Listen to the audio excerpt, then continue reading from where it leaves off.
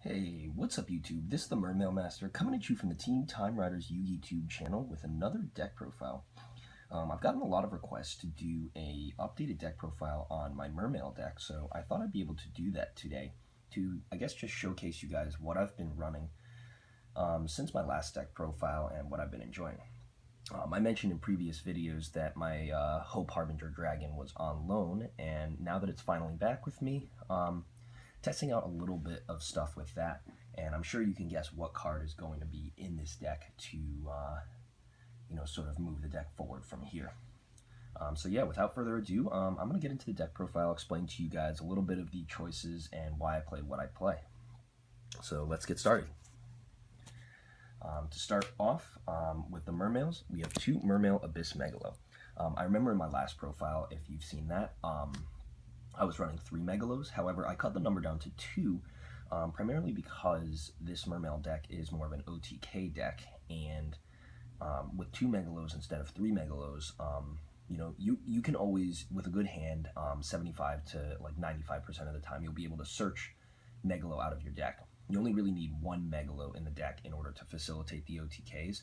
So rather than having a third as sort of like dead weight, 2 Megalos seems to be the perfect number. So you see it when you want to, and if you don't have it in your hand, you're able to search it. 3 copies of Mermail Abyss Teus, basically for enabling rank 7 plays, and for searching out some of the level 4 monsters to be able to go into, more level 4 plays in the deck. I'm going to be switching up a couple of things in the Mermail deck to be able to facilitate things when Tree Toad goes around, but 3 Teus is definitely not one of those things that's going to be changing.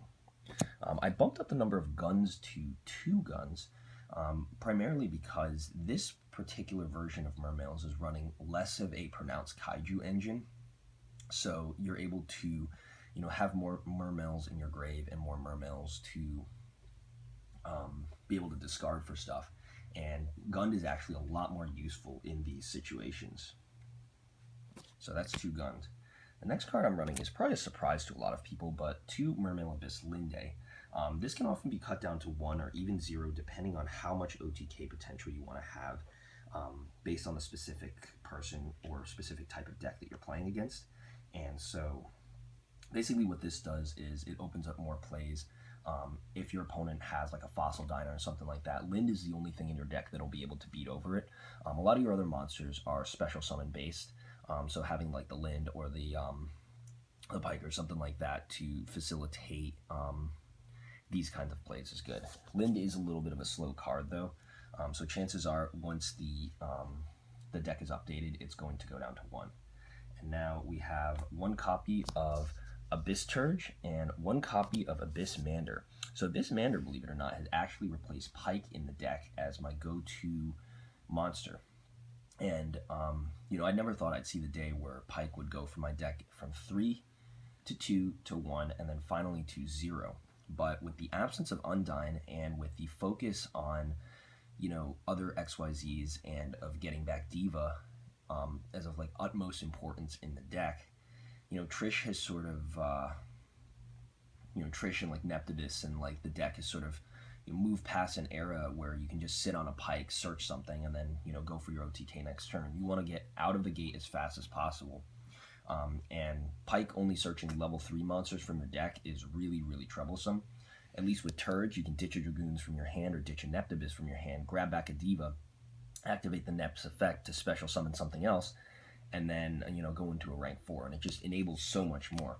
And the Abyss Mander is something that I never thought I'd be ever running, but it's something, it just like can change levels to be able to get you to your synchro monsters faster, changes the level of all Mermails by pushing them up by either 1 or 2. So depending on what kind of synchros you want to summon in the deck or what kind of XYZs you can summon, this guy is going to really put in the work. A lot of people use him for Hope Harbinger to be able to use with Moulin Glacier. When you have that on the field, usually you got a Moulin Glacier and a Megalo. If you can't go for game that turn, you just activate Mander from your graveyard, banish him to increase the level by 1, overlay onto Moulin Glacier, and you get around Moulin Glacier's Battle Destruction effect.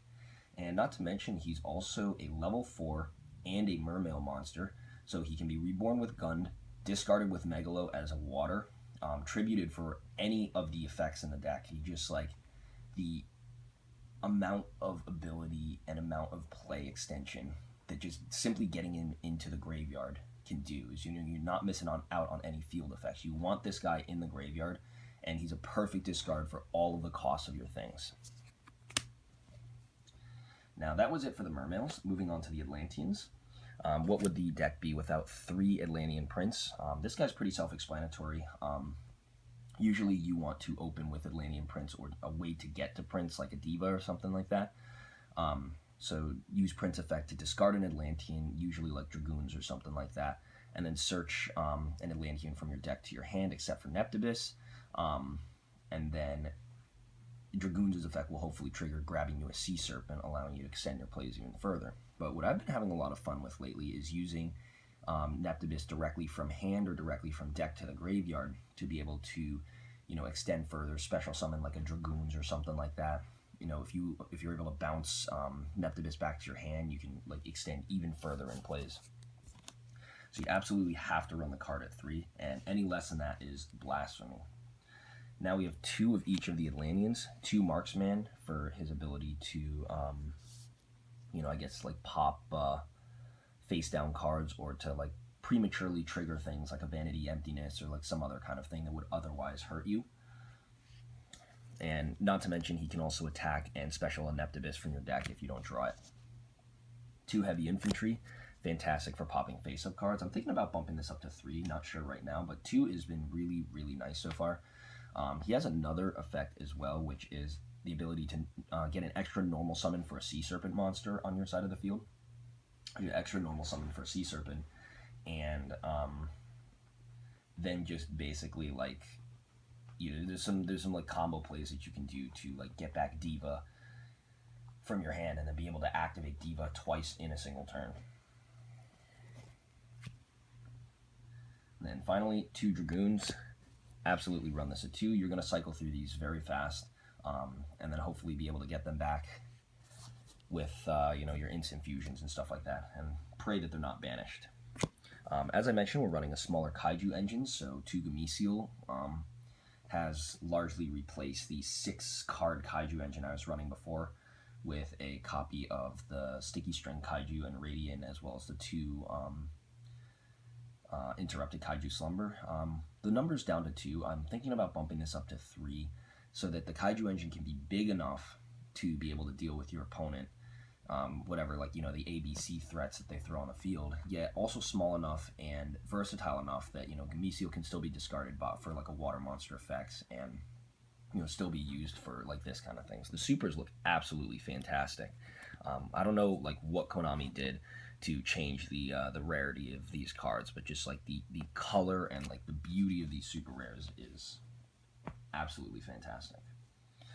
1 copy of Mulan Glacia, you know, for those overlays and for ditching cards out of your opponent's hand.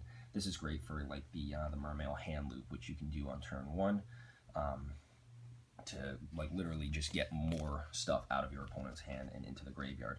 Not to mention, you know, with a lot of graveyard effects, the ability of this deck to go for rank 4s is much easier. So Mulan Glacia has like even more capability. You just dwell or something, they discard 2 cards from their hand and no graveyard effects. 1 copy of Diva, pretty self-explanatory, playmaker, and, you know, as with everything else, Maxi and Valor are its worst enemies, and so you want to avoid those cards at all cost. Then we have 1 copy of Aqua Sphere. This is actually what I took out Pike for. A lot of times you're going to have like errant Dragoons on the field. Like, you know, if you go through your Neptibus play, you're always going to have like a Dragoons that's just sitting on the field not really doing anything. And if you can like get an extra search off of that with Aqua Sphere, extend your plays a little bit further, you know, that's definitely something that you should do. So Aqua Sphere at 1 in the deck for just extension of those plays. Next, for our hand traps, we have 2 Maxi, which is pretty self-explanatory now that it's a 2, 1 Valor for Rogue, and then 1 Ghost Ogre. This is a pretty good, I guess, like ratio of cards. A lot of people have been busting up the numbers of like Ghost Cherries, for instance. Some Mermail players are even running them along with like Gofu and stuff in the main, So that could definitely be something to consider as time moves forward and as we see, like, what's going to happen once Invasion of Venom releases. But that's it for the monsters. Moving on to the spells and traps. For our first 3 spells, we have 3 copies of Instant Fusion. For a little while, I actually bumped this down to 2, but decided to bump it back up to 3 because just seeing this in your opening hand and being able to use this card first turn, like, often one time using Norden and going into like a Dweller is enough to make back the cost of this. So, you make that the cost and you generate enough hand advantage to counteract any dead draws that would occur from this. So 3 Instant Fusion. 2 copies of Twin Twister. Twin Twister is pretty self-explanatory. Discard 1 card, pop back row. Even with your ability to pop back row, Mermail is sort of like a relic of a deck from an older time, which means none of the cards come built in with targeting protection, destruction protection, like any kind of protection. None of the stuff really, negates or like prevents its own destruction. So eliminating your opponent's back row is of utmost importance. 1 copy of Salvage, really, really good card. Fetch back all of your, dead things. Fetch back a Diva or any of your Atlanteans except for Dragoons. And 1 copy of Moray of Greed. This is a pretty new card that I'm trying out in the deck, but I really like it due to its ability to, fix hands and to just get rid of, like, terrible hands which you have. There are hands that I've had, like 2 Gameciels in my hand and my opponent doesn't summon anything. Then activate Moray of Greed, shuffle the stuff back in, and then usually I can draw into like a Neptibus or something like that. Or, 3 cards is a very big ratio of things and a very big chance to be able to draw all your combo pieces. So I think it's absolutely necessary in the deck, at least at 1, if not at 2. Anyone who thinks that Moray of Greed is a trash card has to rethink their opinions on it. 1/1 for 1 for Neptibus, and then occasionally for Effect Veiler. Get your tuners, get your synchros, get your stuff out of your deck, discard things to the graveyard. My favorite play, of course, is ditching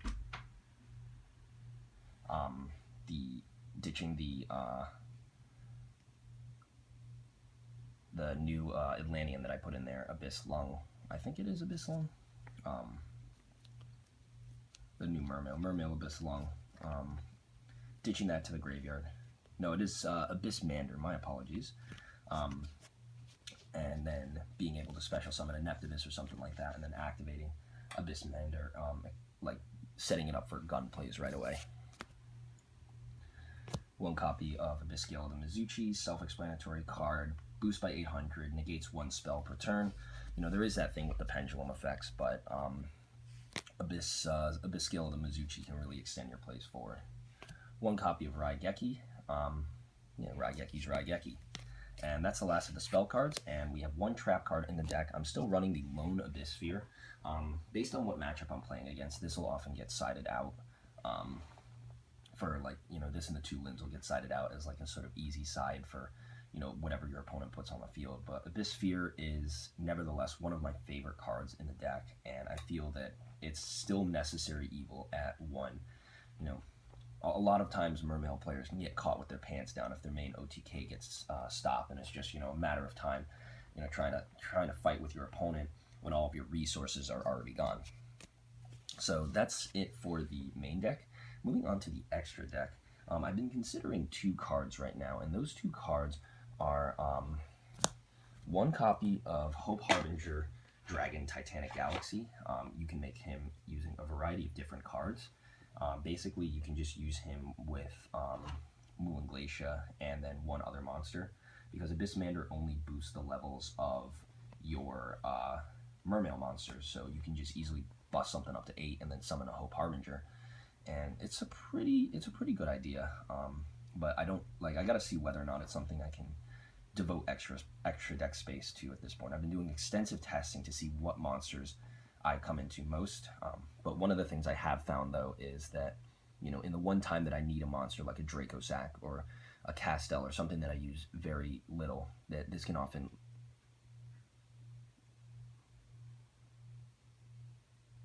lead me to victory. Then And the other one, of course, is Armory Arm, and this is very, very good. You know, you put this on a boosted Megalo and 2 attacks in its game. Armory Arm boosts by 1,000 and has the Flame Wingman effect to deal the attack points as damage. So I definitely like to find space for this, but I already am running a level 4 in the deck already, so we'll think about what I'm going to do with that. So now getting into the actual main deck, or the actual extra deck of 15 cards, which is pretty tight. We have 1 copy of Tatsunoko, absolutely necessary. 2+1, Diva plus Neptibus is 3, so you know, using Tatsunoko for, you know, those kinds of plays.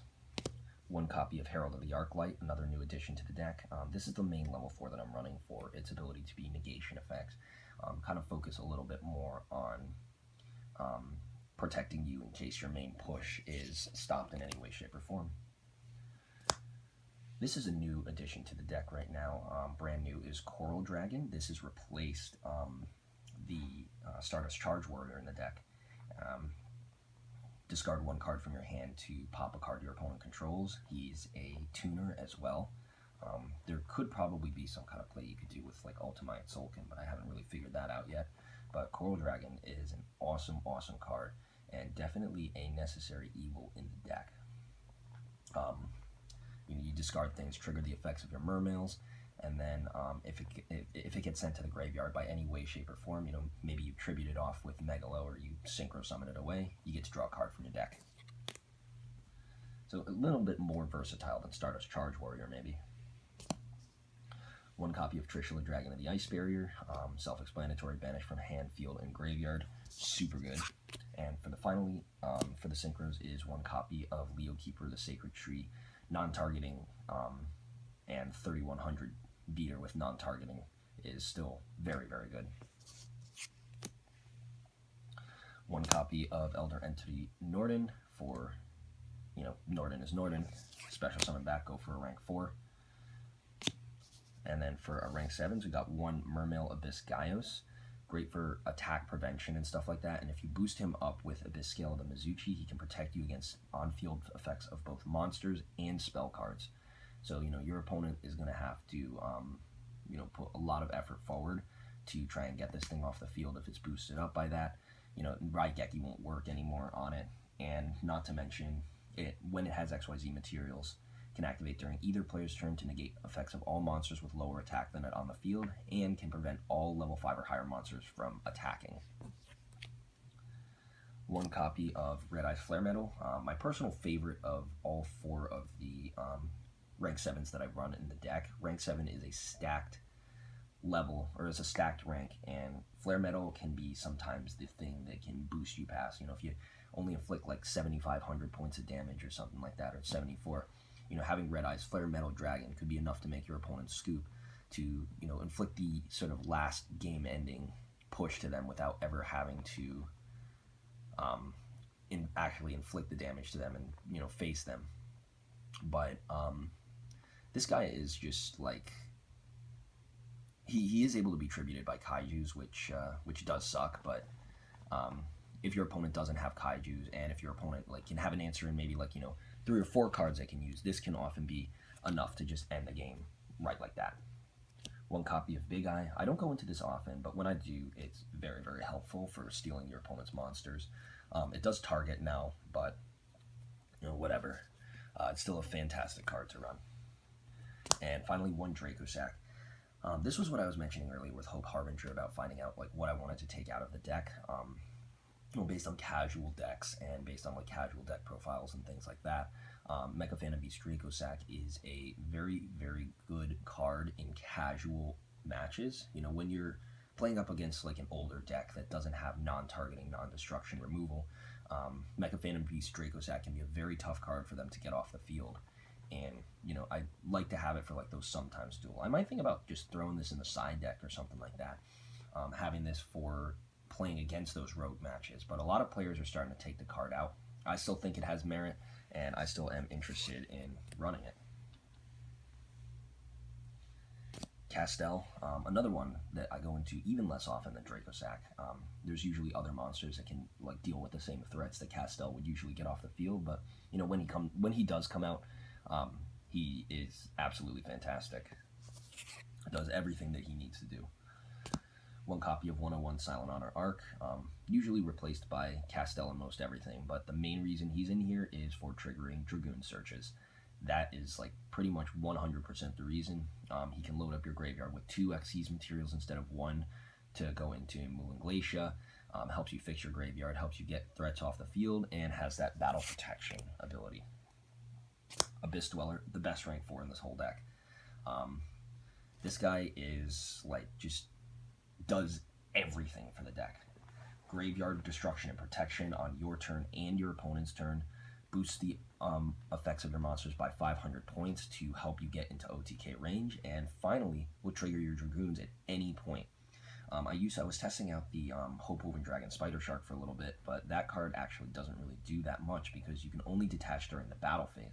Granted, it'll special summon something back when it's destroyed, but Abyss Dweller should be run because it allows you to detach not even during the battle phase. You just detach like that. He can still attack on like Bahamut Shark, and he is able to just fetch something back to you like right away. So that's Abyss Dweller. And the final 2 monsters I'm running in the extra deck are 1 copy of Utopia and 1 copy of Utopia the Lightning. This is an OTK deck. 1 instant fusion can equal a lightning. Like any number of combination of cards can equal lightning. There's nothing in the deck that really restricts you from summoning just water monsters. So if you're able to go for Utopia and Utopia the Lightning to just extend even further than like a Megalo play, for instance, now that you know there's like this particular deck focuses a little bit more on defense and less damage. Utopia the Lightning is definitely a welcome addition and can be game ending if it gets out on the field. So that's it for my deck profile. It's a 40 card extra, 40 card main and 15 card extra deck. This is the updated deck profile. I am of course going to be playing until Invasion of Venom drops. It's a really, really nice deck profile. As you know, Mermails is my favorite deck, and I continuously try to tweak and improve the deck and try and make it the best that it can possibly be.